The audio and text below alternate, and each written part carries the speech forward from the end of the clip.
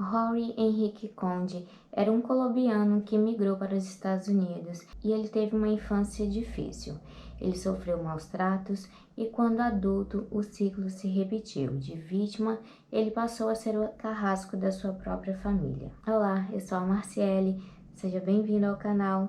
Não se esqueça de se inscrever no canal, assim o YouTube te avisa dos próximos vídeos. Para este vídeo, eu usei como fonte de pesquisa o livro da Ilana Casoy, Serial Killer, Louco ou Cruel e Made in Brasil. Além desse caso, ele reúne outros casos do Brasil e também de outros países. Eu vou deixar aqui na descrição o link do vídeo, caso você queira conhecer um pouco mais. Rory Henrique Conde nasceu em 14 de junho de 1965, na Colômbia, na cidade de Barranquilla. Ele tem uma irmã gêmea e aos 6 meses ficaram órfãos. A sua mãe faleceu devido a um aborto clandestino e o pai deles imigrou para os Estados Unidos em busca de uma vida melhor. E eles continuaram na Colômbia, sendo criados pela avó paterna na cidade de Barranquilla. Mesmo o pai deles enviando todo mês dinheiro, a avó tinha muita dificuldade financeira para manter os netos. A mãe do Rory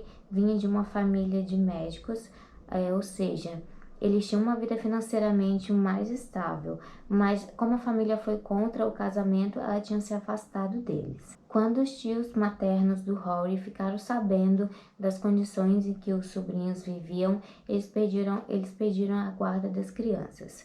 Os colegas de escola descreviam Rory como uma criança estranha e calada. Isso porque a vida aparentemente mais confortável, na verdade, escondia as humilhações e os abusos constantes dos dois tios. O Rory viveu com os tios até 1978, quando o pai resolveu levá-los para os Estados Unidos. Só que em vez da vida melhorar, a situação praticamente continuou a mesma. Quando chegou nos Estados Unidos, eles descobriram que o pai havia se casado novamente. A madrasta abusava de Rory e da sua irmã constantemente, e muitas vezes a polícia foi chamada para conter a violência doméstica. Aos 19 anos, o Rory conheceu a Carla, que na época tinha apenas 13 anos. Depois de 2 anos de namoro, eles se casaram, e eu acredito que o casamento tão jovem veio como uma forma de tentar fugir dos maus tratos que ele sofria em casa. O casamento durou 7 anos e nesse período eles tiveram 2 filhos. Durante esses anos, o Rory foi extremamente abusivo com a sua família. Ele abusava tanto psicologicamente quanto fisicamente da sua esposa. As humilhações que aconteciam tanto dentro de casa como em público. A situação era tão crítica que ele tinha o hábito de levar para casa as suas amantes e as filmava usando roupas da sua esposa.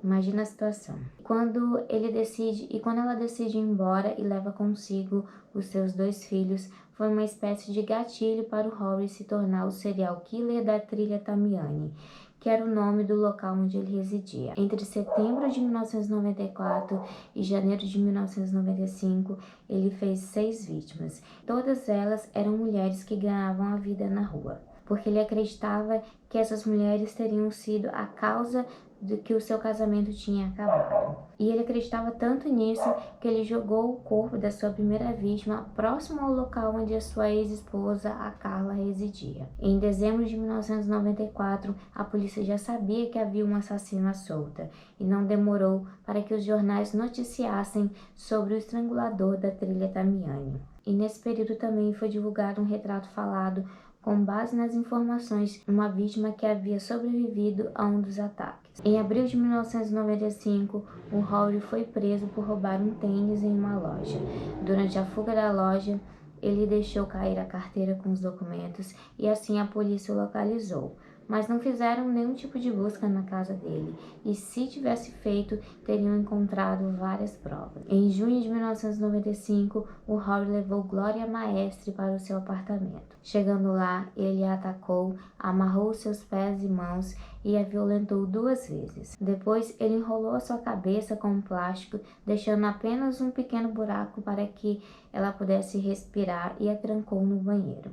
Na manhã seguinte, o Rory saiu como se nada tivesse acontecido.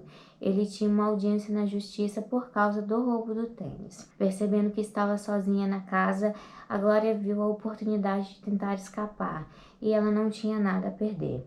De alguma forma, ela conseguiu soltar os seus pés e fez tanto barulho que o alarme do apartamento foi acionado. Os vizinhos vieram verificar o que estava acontecendo e quando eles conseguiram entrar no apartamento e abriram a porta do banheiro, se depararam com Glória toda amarrada e com a cabeça coberta de plástico. E, é claro, ligaram para a polícia.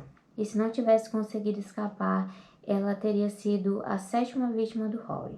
Quando Rory retornou para casa e viu que o seu condomínio estava cheio de carro da polícia, ele foi para a casa da sua avó. E quase que ele escapa, porque foram prender ele somente 5 dias depois. Mesmo assim, até esse momento, ele não tinha sido ligado aos crimes da trilha Tramiani.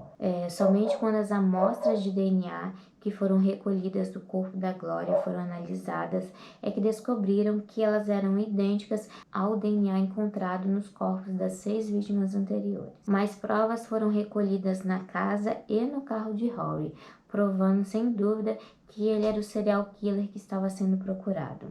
No primeiro julgamento, que aconteceu em 1999, ele foi julgado e condenado à sentença de morte. Ele ainda iria passar por outros 5 julgamentos, um para cada vítima, e para tentar reverter a pena de morte, ele fez um acordo e confessou os crimes e foi condenado à prisão perpétua. O Rory ainda está no corredor da morte, aguardando o resultado dos recursos que ele deu entrada. Esse foi o vídeo de hoje. Eu vou deixar aqui em volta algumas sugestões de vídeos para você continuar assistindo e até a próxima semana.